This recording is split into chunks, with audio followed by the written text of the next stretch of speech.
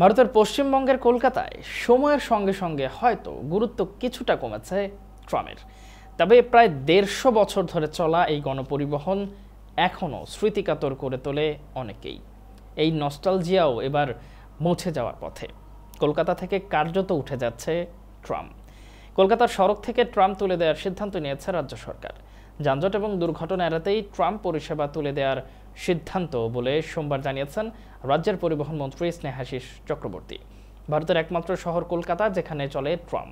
করোনাকাল থেকেই শহরের একের পর এক রুটে বন্ধ হয়েছে এই পরিষেবা।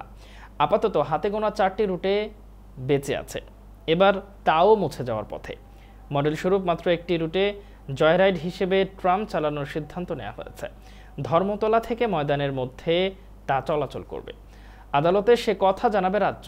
শহরে ট্রাম পরিষেবা চালু রাখার দাবিতে ক্যালকাটা ট্রাম ইউজার্স অ্যাসোসিয়েশনের পক্ষে হাইকোর্টে একটি জনস্বার্থ মামলা করা হয়েছিল। সেই মামলায় রাজ্যের সিদ্ধান্ত জানতে চেয়েছিল আদালত।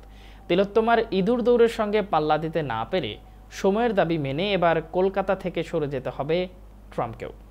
ক্রমশ সময়ের গর্ভে বিলীন হবে এই গণপরিবহন।